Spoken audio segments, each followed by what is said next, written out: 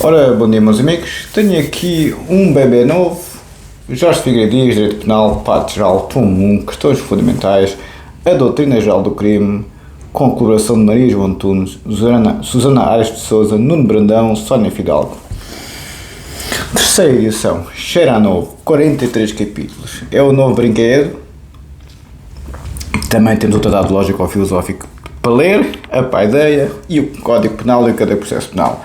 A partir de hoje vou ler só um volume do Código Penal no primeiro vídeo e se tiver tempo para o segundo vídeo, e se me apetecer, porque hoje em dia só faço o que me apetece, como eu vos vou dizer num dia de anos, vamos ler um volume de cada vez, senão fica muito livre. Tema político, que cada vez falo menos político, quer dizer, não tenho paciência nenhuma para vos aturar.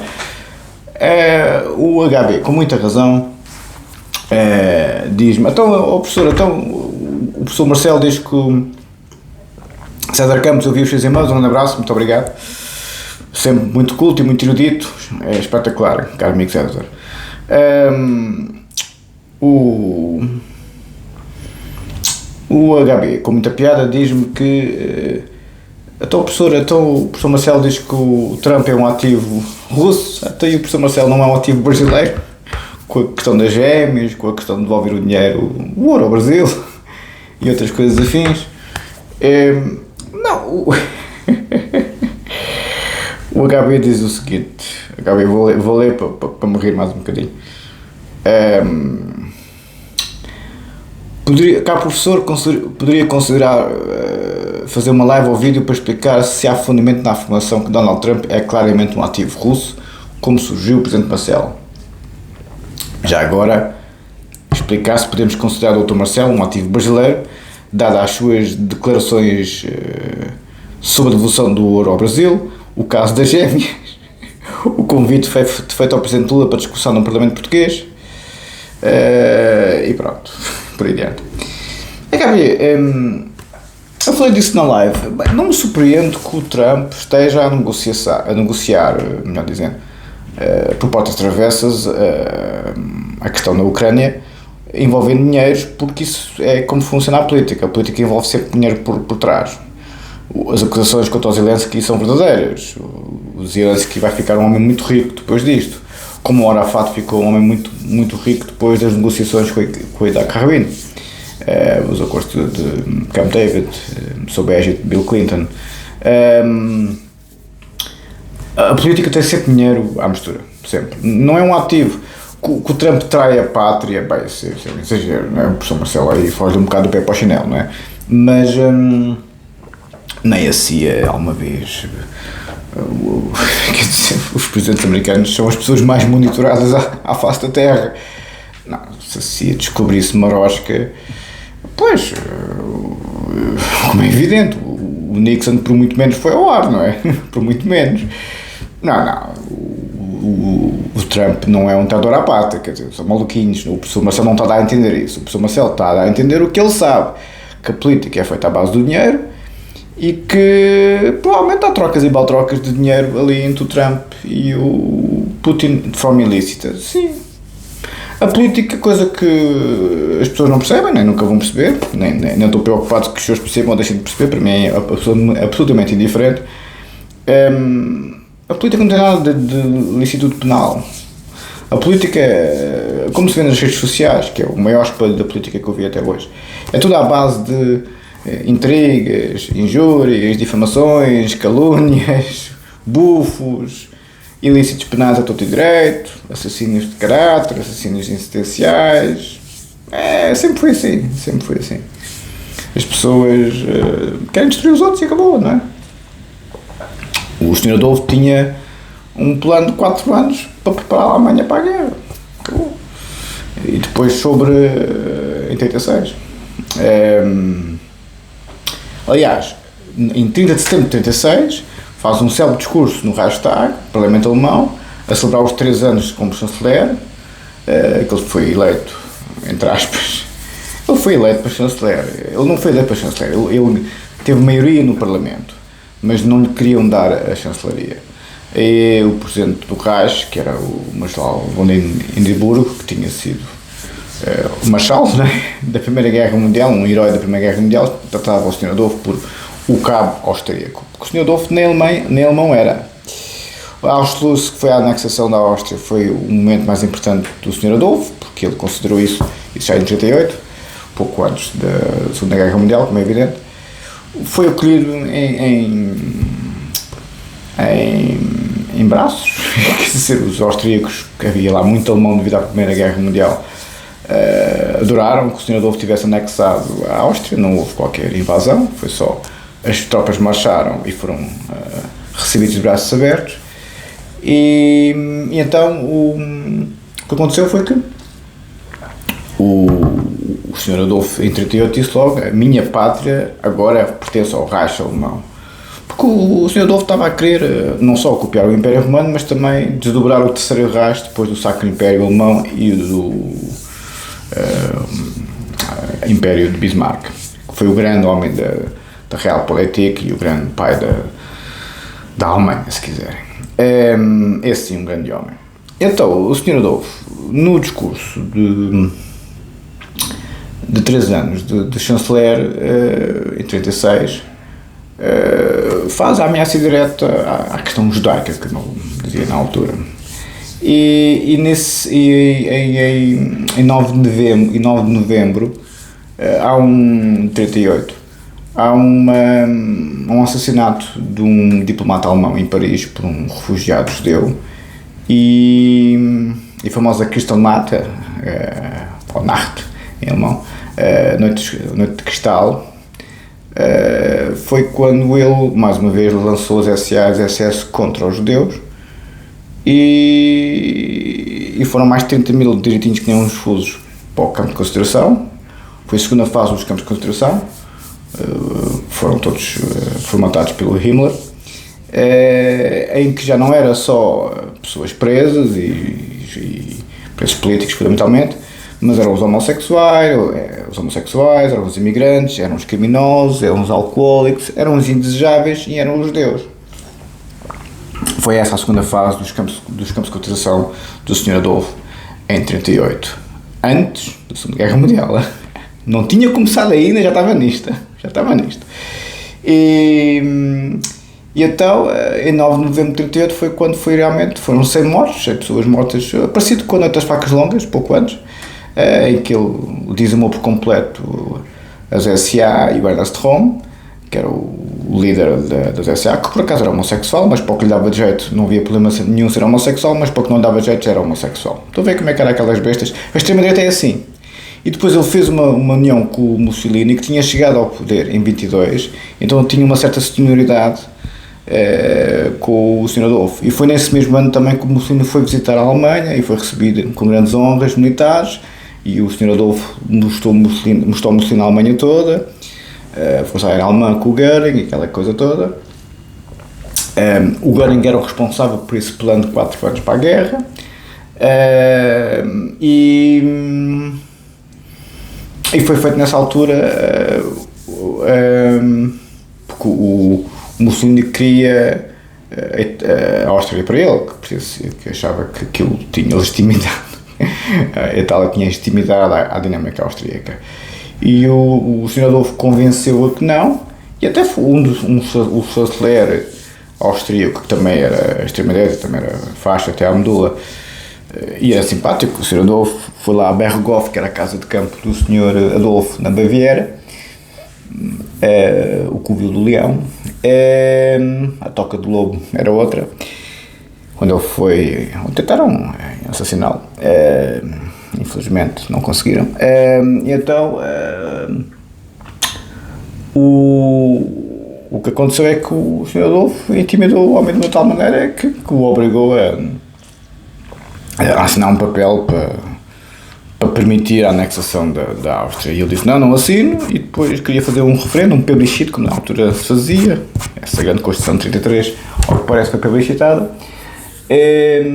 Os eliminados é que votavam, e depois o que aconteceu foi que o Sr. Adolfo avançou logo com as tropas, não esperou pelo resultado do plebiscito, mas convenceu o Mussolini de que a Áustria lhe pertencia, e o Mussolini concordou.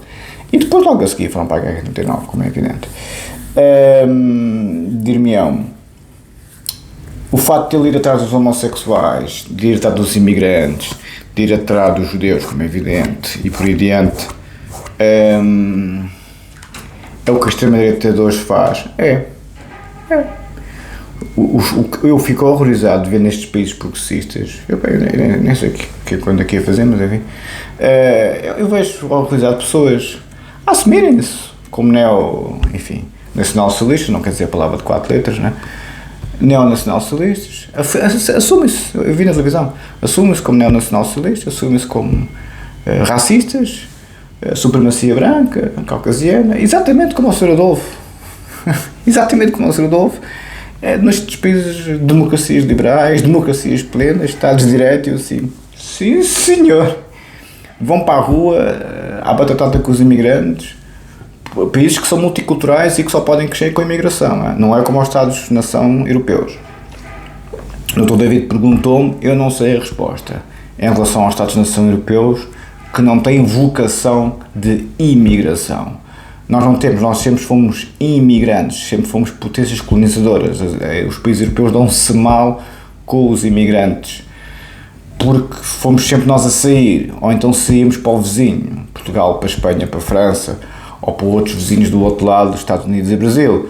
Mas estão a ver, o Luxemburgo também é a mesma coisa, a Bélgica é a mesma coisa, são nossos vizinhos. Dir-me-ão, a Europa não devia ser multicultural, sempre fomos. Começou com o Alexandre o Grande ao casar-se com a Roxana, no século IV a.C. Eu não sei a solução, agora, uma coisa eu sei, se os senhores estão sempre a atacar os imigrantes, são iguais ao Sr. Adolfo. Se os senhores estão a atacar os homossexuais, estão exatamente iguais ao Sr. Adolfo. Que não são os homossexuais a mandar, nem são os imigrantes a mandar, estamos de acordo. Já disse isso 50 vezes. Nem são elas, nem são os homossexuais, nem são os imigrantes, nem são as minorias a mandar, a não ser que sejam eleitas. Mas daí a persegui-los, como o Sr. Adolfo fez, logo em 38, não é? Porque a segunda fase dos campos de concentração era este pessoal todo. A primeira fase, quando ele chegou ao poder em 33, ainda não foi, era só os indesejáveis que ele tinha dos outros partidos políticos. Mas foi pouco tempo. Até a famosa solução final em que, como sabem, foi tudo a rei, não é? Por isso, eu não tenho mais a dizer. Acho que, voltando ao assunto, o Presidente Marcelo está a dizer a verdade em relação ao Trump, há ali marosca, e pronto.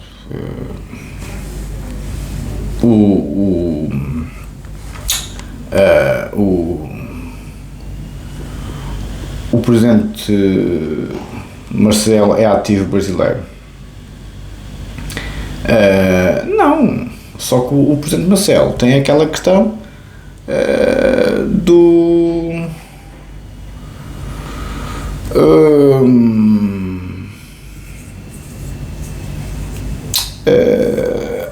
complexo de tipo salazarista e marcelista.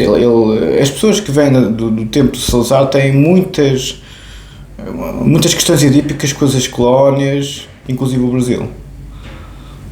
Quer dizer, estão sempre nisso, ou são fachos até à medula a pensar que o Império não existe, enfim, não preciso me adiantar muito nesse aspecto, não é?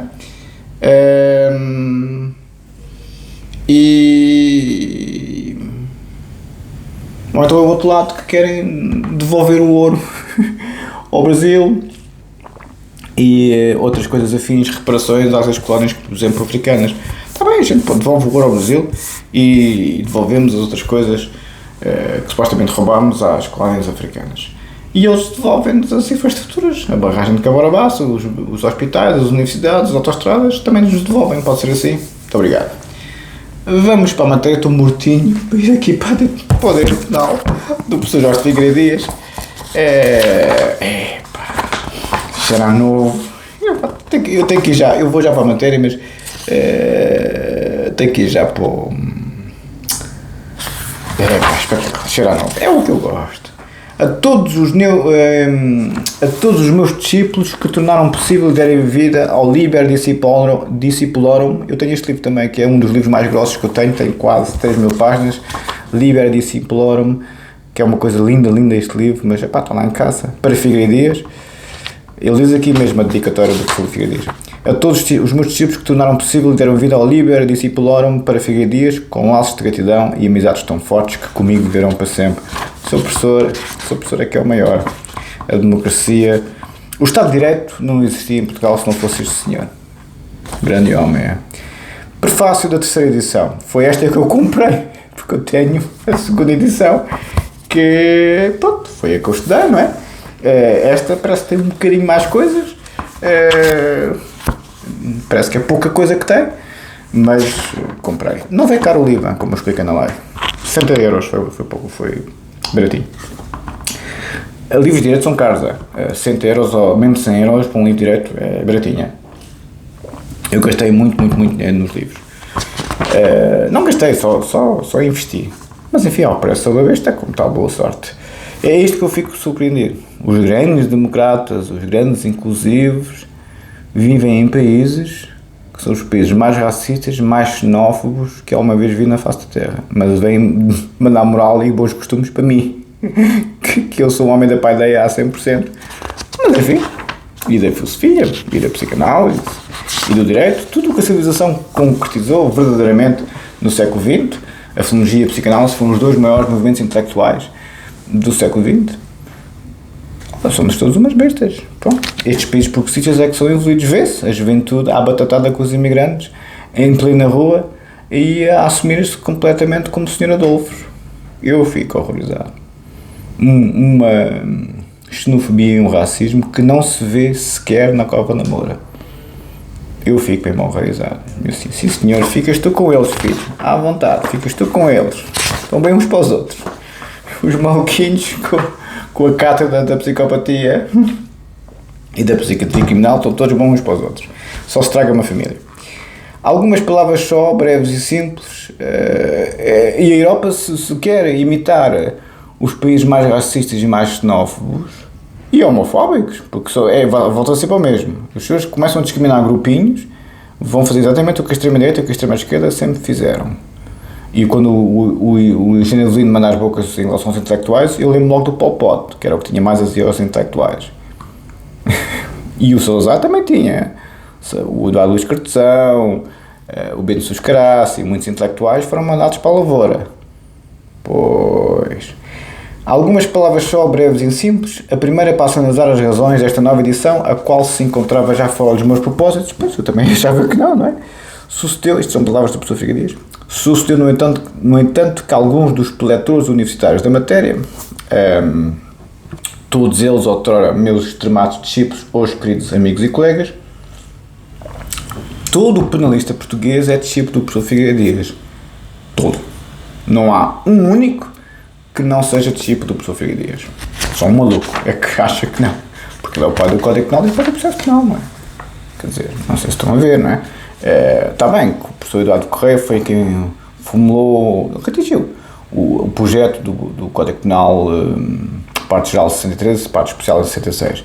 Sim, mas quem o formalizou a 100% em 82 foi o professor Figueiredo Dias, como é evidente, não é? E o Código de Processo Penal é a mesma autoria total do professor Figueiredo Dias. E a reforma do Código Penal em 95 também é do professor Figueiredo Dias. Ou seja, só um maluco é que vem para as redes sociais falar do Código Penal, do Código de Processo Penal, como se isto fosse um pasquinho. E pronto, está bem, vai fazer a minha vida, não é? Me chamaram insistentemente a insistência para a circunstância do livro se não encontrar à disposição nas livrarias. Sim, realmente eu tenho a segunda edição, mas realmente esgotou, estes livros esgotam. Sendo ele o livro de texto recomendado em muitas faculdades de Direito de países lusófonos. Sim, não é só aqui em Portugal. As tais colónias que querem sempre as reparações daqui do colonizador bruto. O professor Figueiredo Dias também foi autor do Código Penal, por exemplo, de Macau, como já vos disse. Moçambique, penal e processo penal. Moçambique não foi a 100%, há tempo estava a ver, mas foi o principal consultor, se julgo saber. No outro dia disse que tinha sido autor do Código Penal de Moçambique, e ele não coloca isso no currículo. Disseram-me que sim, mas ele não coloca isso no currículo. Estava a ver no outro dia outra vez o currículo do seu professor, que tem algumas 500 páginas, e ele não coloca a autoria do Código Penal e Processo Penal moçambicano, ele coloca a autoria do Código Penal e Processo Penal de Macau. Isso é mesmo dele. Mas parece que tinham-me dito que ele tinha sido também o autor de Moçambique, mas ele não coloca isso no currículo, parece que foi consultor. Mas realmente, a Doutrina Geral do Crime do professor Figueiredo Dias, como ele diz aqui muito bem, é o livro de texto, é a doutrina recomendada em muitas das faculdades de Direito dos países lusófonos, ou seja, Portugal, Espanha, Portugal, Angola, Moçambique, Brasil, é o professor Figueiredo Dias o principal autor. Não sei se os senhores viram como é que estes autores são tratados. Mas enfim, não é? Ao que acrescia a circunstância de, por motivos vários conhecidos, neste século ter aumentado em enorme medida, porventura, sobretudo em Portugal, mas não só, a atividade legiferante e correspondentemente também jurídico-científica em matéria penal, quer sob a forma acabada de leis,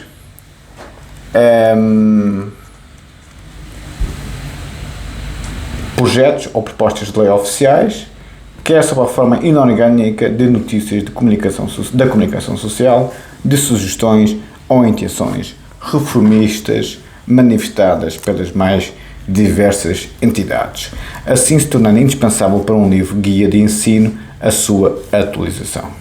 Razões estas a que cresceu a circunstância se ter necessária a mudança de editora, menção que me serve para agradecer do coração o interesse e o carinho com que sempre fui tratado pela Crime Editora S.A. e me deixaram uma profunda saudade.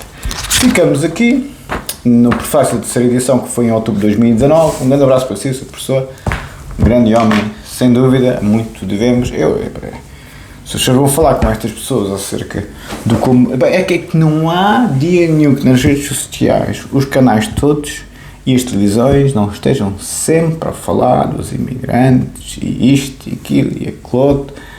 É uma coisa. É uma coisa. Então, mas os homens não podem fazer a vida deles?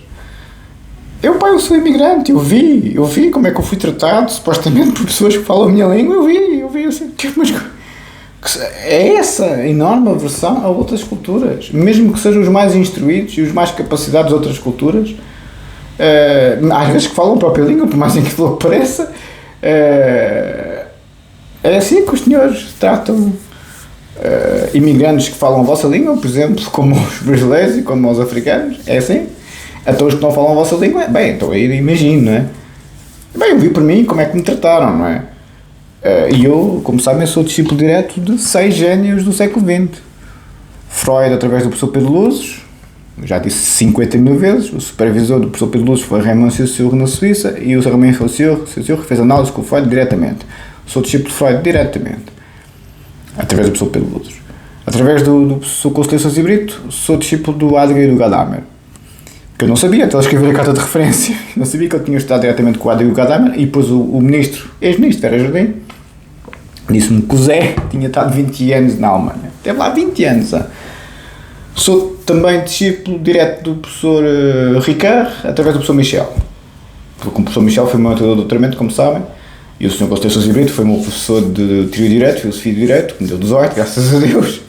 E depois convidou-me lá para o grupo dele, que era a Sociedade Portuguesa de Teoria de Direito, Filosofia de Direito e Filosofia Social, que ele era o presidente, que se reunia lá em casa, e que eu pertencia a essas duas, entendem? Eu era o grupo de professores de Direito e Processo Penal Jorge Figueiredo Dias, que a professora Teresa Beleza tinha-me colocado lá, era o único aluno que lá estava, era a única pessoa de doutoramento que lá estava.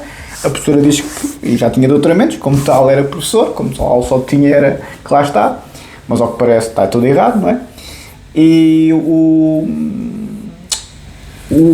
pertencia a esse grupo de professores de Direito e Processo Penal Jorge Figueiredo Dias, em homenagem ao professor Figueiredo Dias que acabei de ler. E pertencia também à Sociedade Portuguesa de Teoria de Direito e Filosofia de Direito e Filosofia Social.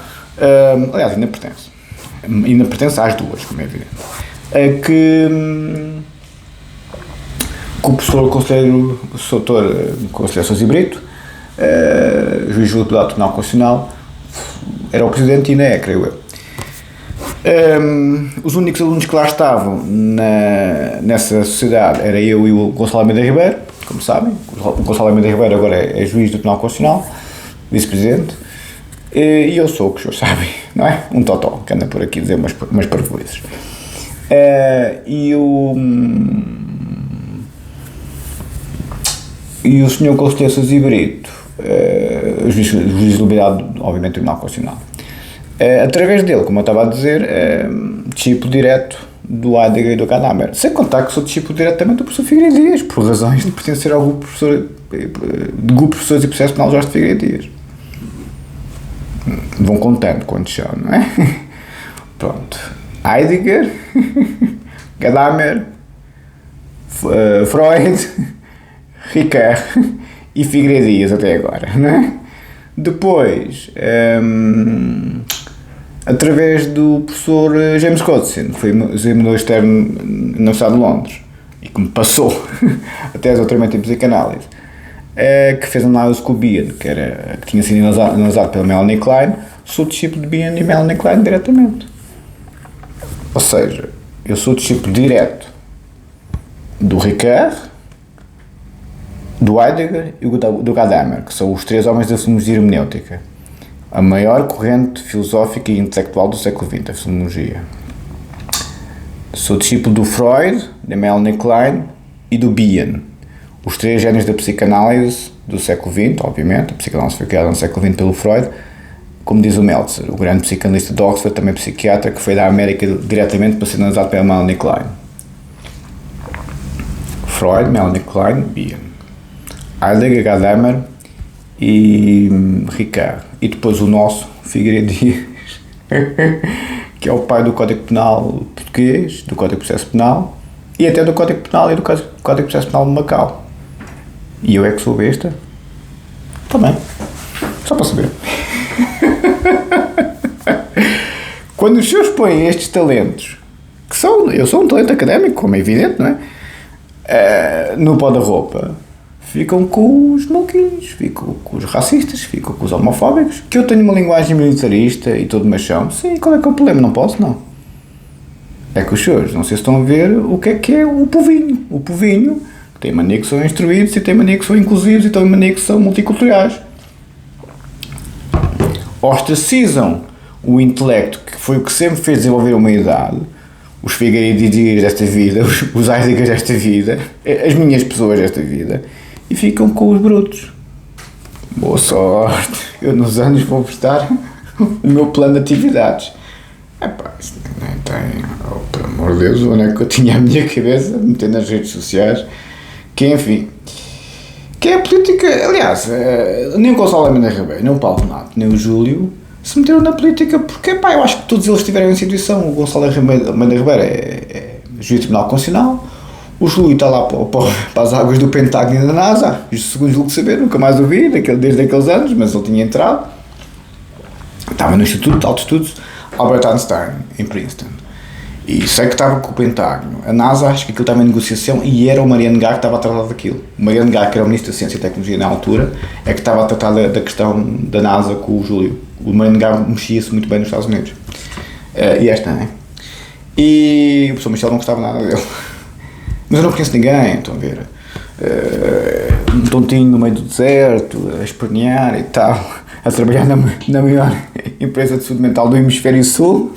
Como é que o homem dá tanta consulta? Filho, é a maior empresa de saúde mental do Hemisfério Sul, em 11 países, numa altura que o bicho para o mundo, tudo se faz no computador. As consultas, obviamente, eram 100% no computador.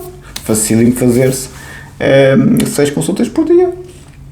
Aliás, tinham que fazer, porque era como se diz aqui, o KPI, os advogados é a mesma coisa, têm que ter 6 consultas faturáveis por dia, tanto os advogados como os clínicos. E no tempo do bicho era fácil. Obviamente no meio do deserto não consegue ver tantas pessoas cara a cara, mas no computador era assim que se fazia, como é evidente, porque então no tempo que o bicho parou o mundo, só se fazia tudo no computador. Tudo. E era em casa, como é evidente, porque as pessoas não podiam sair, não é? Agora, multinacionais que trabalham em 11 países, vejam bem o trabalho que a gente não tinha. Mas enfim, não é? Estamos cá para isso. Os senhores Adolfos desta vida é que são o futuro. Este pessoal que destrói a vida dos outros é que são o futuro. Os assassinos de caráter que depois tornam-se assassinos existenciais. A diferença não existe com o Sr. Adolfo, por isso que há tanto neonazi deste lado do mundo. Devido a questões culturais, a questões científicas, a questões etnocêntricas do ponto de vista geral do termo, detestam pessoas X, Y, Z. E então tentam destruir a pessoa. O Sr. Adolfo era com os SA, com os SS, a destruir primeiro a reputação dos judeus e depois a matá-los nos campos de concentração.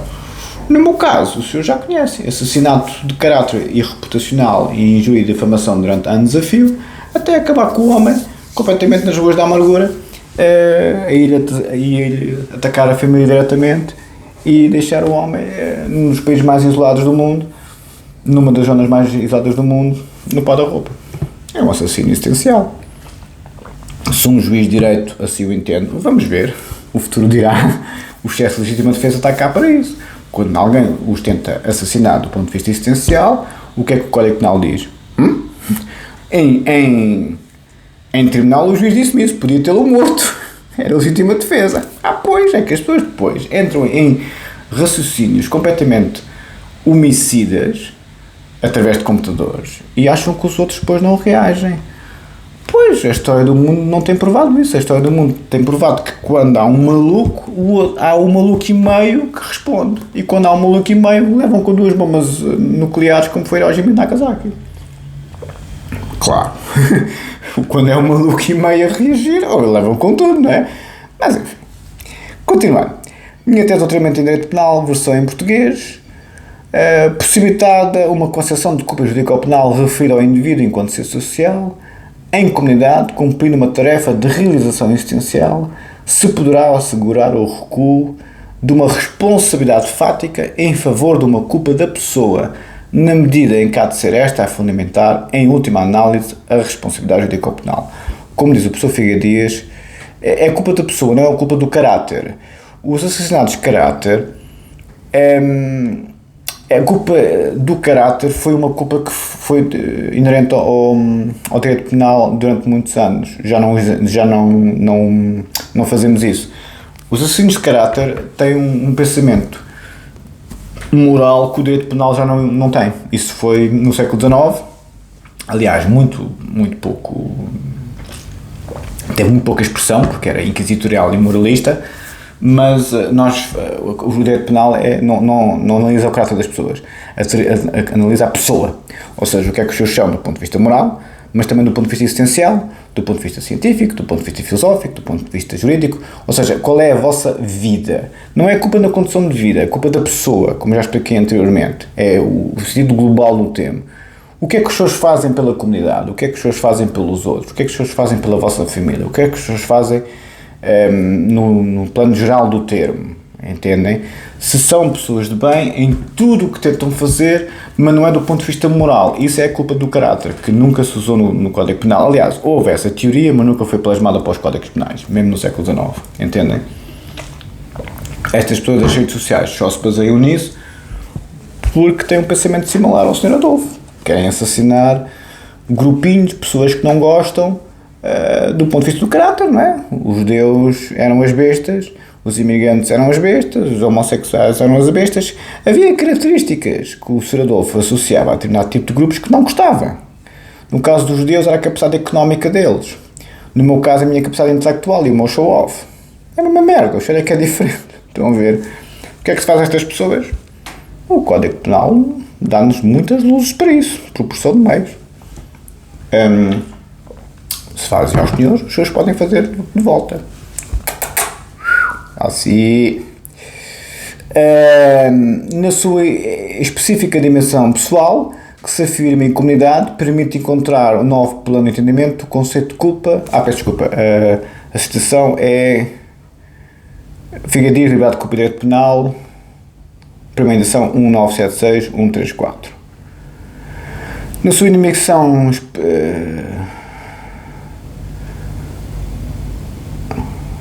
Na sua específica dimensão pessoal, que se afirma em comunidade, permite encontrar um novo plano de entendimento do conceito de culpa que permitiria refletir um mundo empírico e ético-social do qual se põem e hão de ser resolvidos os concretos problemas da culpa jurídico-penal. Ou seja, o mundo é empírico e ético-social no qual se põe e onde ser resolvidos os concretos problemas da culpa jurídica ou penal. Não pode ser uma especulação. Só em sede de julgamento é que as pessoas são culpadas de qualquer ilícito moral ou ilícito penal, entendem? Porque tivemos muitos séculos para acabar com a aquisição e com as perseguições das polícias políticas, com as perseguições dos cultos religiosos. Não, só um juiz é que pode aferir do vosso caráter e da vossa idoneidade e da vossa integridade. As redes sociais fazem-se de juízes de direito, fazem-se de inquisidores, a mandar barra à parede com computadores, como bem o caso que se avisou que a tecnologia é perigosíssima, porque pronto, o Google é que é a Bíblia, detector, polígrafo, detector de mentiras. Se não está no Google, não é verdade. Bem, se não está no Google é porque o Google não é a Bíblia Sagrada da vida das pessoas, como é evidente. A tecnologia tem as suas limitações, não é? Não. Hoje em dia, a tecnologia é usada como no tempo do Sr. Adolfo, os campos de concentração eram usados para destruir as pessoas. Boa sorte. O caso é que acabou mal com essa história. Vocês é que sabem da vossa vida. Vocês é que sabem da vossa vida. Eu já não dou para esse peditório. Para a ideia... Não, dou, mas isso...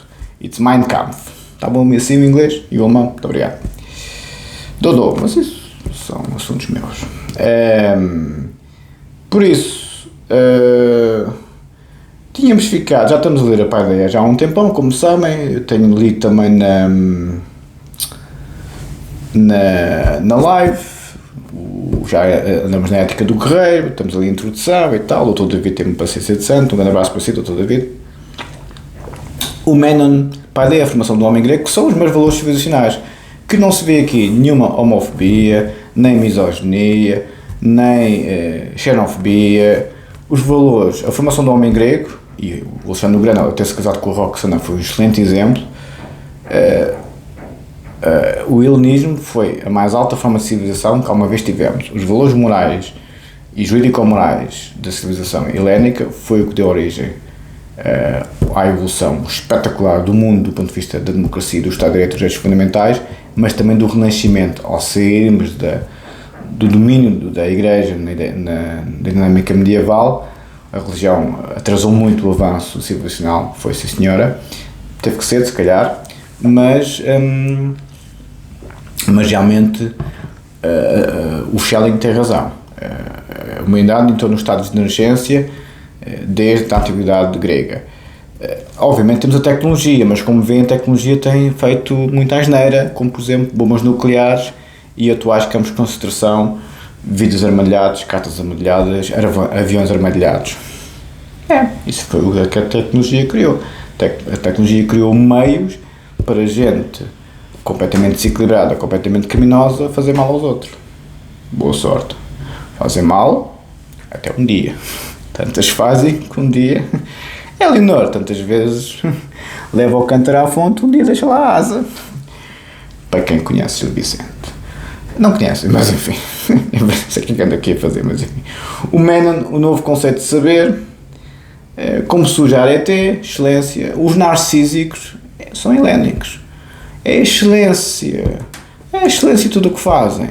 Chamam narcisismo nos dias de hoje. Se os seus forem clínicos de saúde mental e perceberem o que é a perturbação narcísica da personalidade, não dizem esses disparates.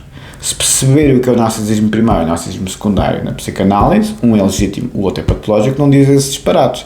Agora, se as pessoas acham que o Cristiano Ronaldo, a minha pessoa, o professor Figueiredo Dias, o Gonçalo Mendes Ribeiro, o Conselho Sousa Heroíto e o professor Amaldias são todos narcísicos porque somos os maiores, à vontade. Felicidades, vão ficar com os molquinhos, a minha vida é outra.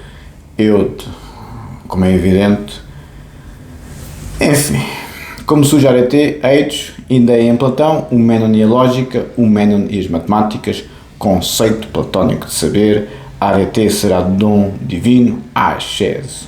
Tudo que sobe converge, dizia o Teilhard de Chardin.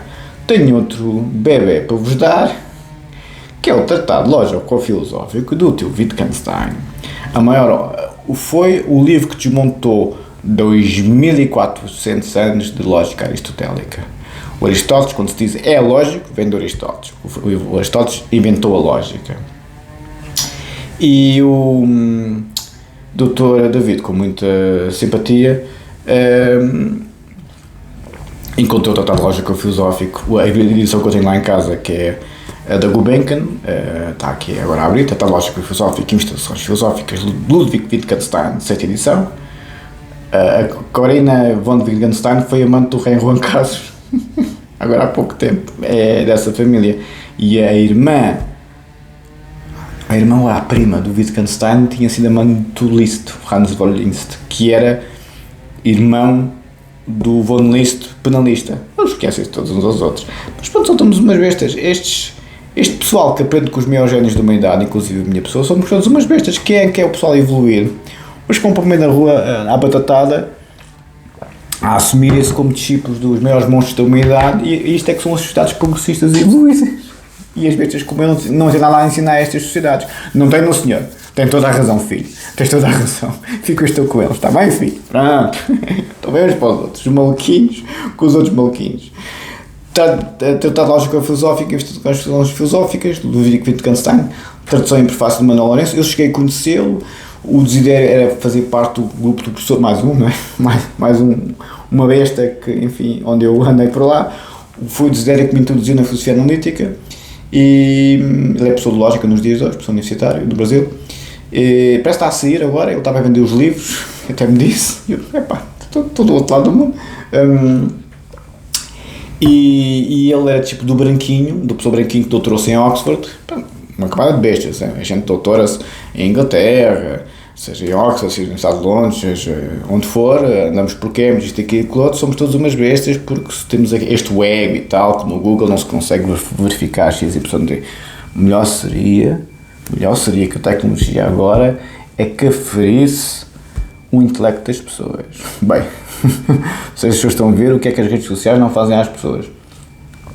Criam fantasias na cabeça delas que são feitiçeiros de Oz e obrigam aos outros a viver em função das redes sociais. À vontade, sim senhor. Um dia que vão para o mundo real, levam com um em cima que nos estava o martelo na cervical, mas eu não posso falar assim, como o engenheiro Afonso diz que é muito registro passivo, né, Sr. engenheiro Afonso. Ludwig Wittgenstein, tradução em prefácio de Manuel Lourenço, eu cheguei a conhecê-lo, um grande especialista em lógica, talvez o maior em Portugal, e o grupo dele era o grupo do professor Branquinho e do Desidério. E então o que